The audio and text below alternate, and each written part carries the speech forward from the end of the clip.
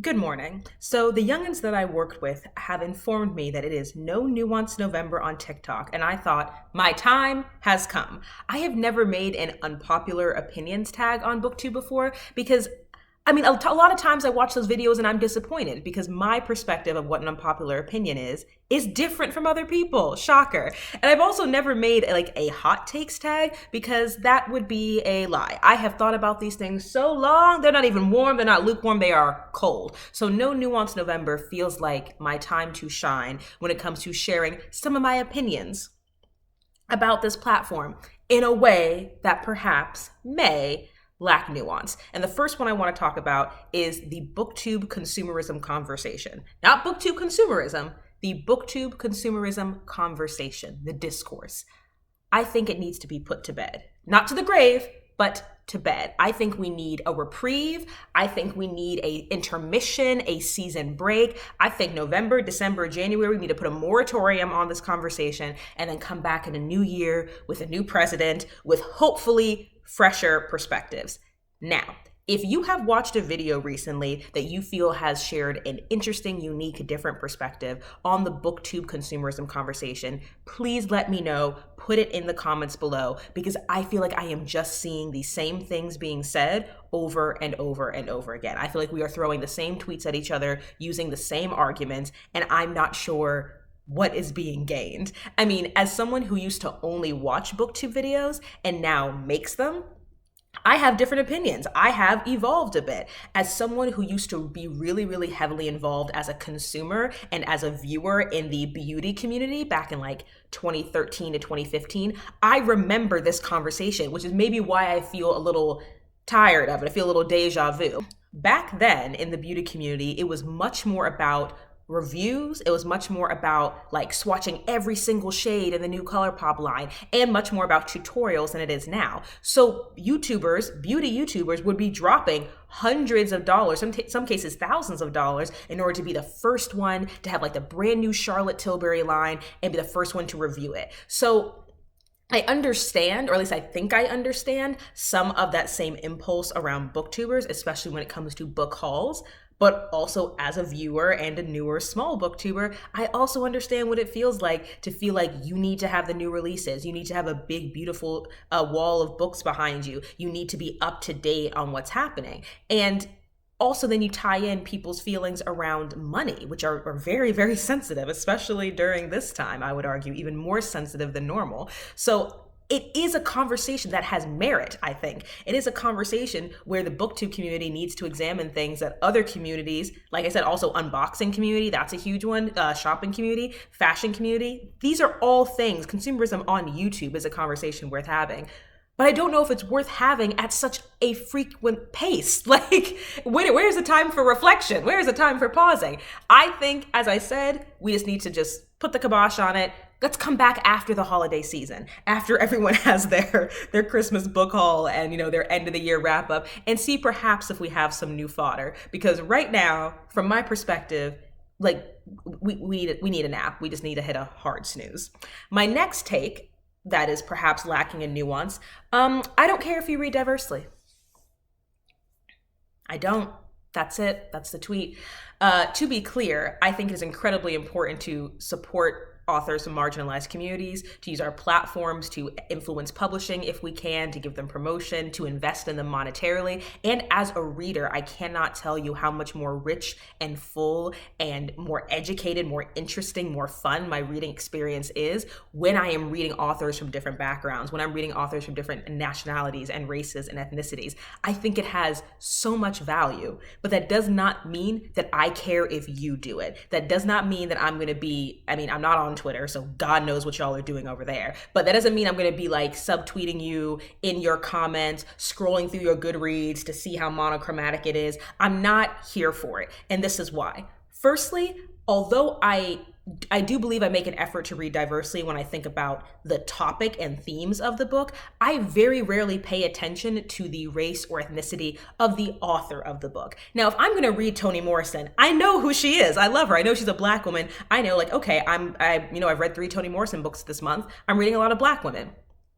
But when I read The Buried Giant and Little Fires Everywhere and Pachinko in the same year, it wasn't because I was like, oh, I think I need to read more Asian authors. Those just happened to be the books I was interested in. And then I realized I was reading a lot of Asian authors. And then I read Family Affair. Like, I decided to keep it going. And I don't think there's anything wrong with that being intentional about your reading. I don't think there's anything wrong with participating in like the Asian Readathon or in Digitathon. I think those are great tools and provide a lot of structure when you're trying to make the transition into a broader reading experience. And I'm actually going to link the Artists and Geeks video about intentional reading in the description, which I highly, highly recommend you watch because this is such a lovely personal story about when she realized that there was a much greater literary world out there beyond Western white male authors, but also she gives actionable steps on how to start branching out that I think you'll find very helpful. So I say all this to say, again, I think it has value, but I'm just not going to be banging my gavel talking about where are the blacks.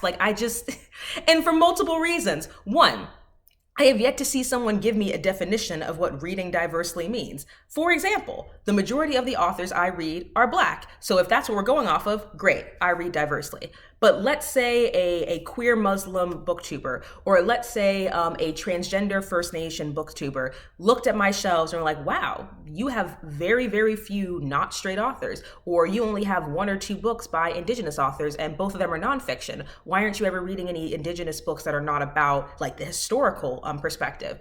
And I wouldn't have an answer because I had never thought about it. I mean, I'm thinking about it now, but like those are gaps in my reading and that is what it is. So I don't know. Like, I think that kind of conversation and critique is helpful, especially when it's done in good faith. But I would feel so strange about like side-eyeing someone's Goodreads or Storygraph when I am fully aware of the gaps in mine. Like, shouldn't I be worried about my business? And then on top of that, I have noticed, I'm going to say a lack of consistency when it comes to how we are applying this critique and call out.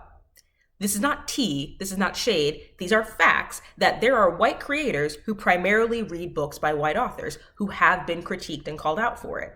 But there are also Black creators who mainly read white authors, Asian creators who mainly read white authors, Latina creators who mainly read white authors, etc. And I personally have not seen the same critique of them. So if we are going to like capital C care about this issue, why are we not applying that equally across all creators? Why are we not keeping the same energy? And that is not rhetorical. If there is an actual reason why certain people feel comfortable calling out white creators for a lack of diversity, but don't feel comfortable calling out POC creators for lack of diversity, please tell me, because I am very curious as someone who's not calling out anybody, because as I said, glass house, meet rock. I got my own mess to clean up. And just to reiterate again, because I really don't want this to be misconstrued, I view reading diversely the same way I view like fruits and vegetables. I think they're delicious. I think everybody should partake in them. I know that they're good for you. I know that they're healthy. I know that you could benefit from them. But if you do a what I eat in the day video where all you have is mac and cheese, pizza, and Lay's potato chips, I'm not gonna drop a USA.gov link in your comments about the food pyramid with like a emoji. Like, I'm just not gonna do it. I'm not interested in that. I'm not. That's not how I operate online. And so for like the Read Diverse or Else Brigade, I'm curious, how do you reconcile all the things that I just mentioned in this video? Because I don't know how to reconcile them, so I basically mind my business. So that's my no nuance thoughts on, those are my no nuance, thoughts on that. And the last thing I want to say is, do we, and by we I mean people who create on Booktube, do we actually benefit from this idea that our community is different and special? When I first started watching Booktube videos a year or two ago, I noticed how many people talked about how inclusive it is, how community-oriented it is, how this community differs from other communities on YouTube in a variety of ways and for the better. And the more time I spend here, the less I think that's true. Not that this community is worse than any other one I've been a part of online. And also I have to remember that this is the first community that I have made content for. The other ones I'm referring to, I was a longtime viewer, but wasn't, putting my face on the screen in that way. There are people here who are very obsessed with numbers and collabs and money and subscribers. There are people here who would not do what they are doing if they weren't getting paid for it. There are people here who will steal ideas, who will not give credit, who will be dismissive and disrespectful. There are people here who will use their audiences as a shield against them for any sort of criticism, whether it's valid or not valid. And while there have been much bigger, I'm not even calling them scandals, but like crimes, like actual crimes, when it involves money, when it involves copyright issues, when it involves ideas, when it involves sexual assault, that have happened in other communities that were devastating to watch and somehow feel a part of, because it's like, oh my gosh, I was watching someone, I was, supporting someone with my clicks that turned out to be a terrible person that I have yet to experience here. And I am so glad, and I hope we never do. So I'm not trying to say that I think every single space is equal in terms of how shitty it is. I just don't understand where this idea that we are better than other communities came from. I have no idea where it came from. And as an individual, if your experience here has been all of those great things that I mentioned, good. I'm glad, and I hope you continue having that. But I really also hope as a community, we can have a conversation about the ways in which we may be smaller, we may be predominantly women or predominantly femmes, which are things that set us apart from other groups on YouTube. But that doesn't mean we don't have our ish, and that doesn't mean that we are somehow inherently more inclusive, more community oriented, more kind, because I simply don't think that's true. And again, because I know conversations are happening in multiple places on the internet, everything I said today was a reflection of what I'm witnessing on YouTube. I don't know how or what Discord is. I'm not on Twitter. I'm not part of Bookstagram. So anything that's happening in those other spaces, know that none of this is like a reference or a subtweet to that. It is just based on what I'm seeing here. And I'd be very, very curious to know, what are your no nuance thoughts about BookTube? Also, one final little cat plea on a totally serious note. This is a holiday month, and I know a lot of us are suffering, are struggling. We miss our families, we miss our communities, but I really sincerely hope that every decision you make over the next few weeks, you remember that you are affecting people that you may never even meet. I will leave some links in the description about how quickly these things can travel, and how, for example, 55 people went to a wedding in Maine. One of those people had COVID, and by the end of that contact tracing, 7 people were dead, and those 7 people did not even go to the wedding.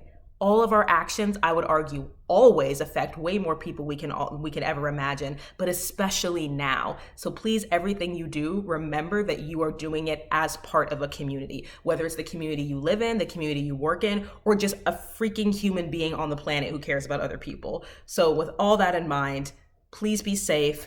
Please take care of yourself. Please take care of other people by taking care of yourself. And I hope you have a great day. Bye.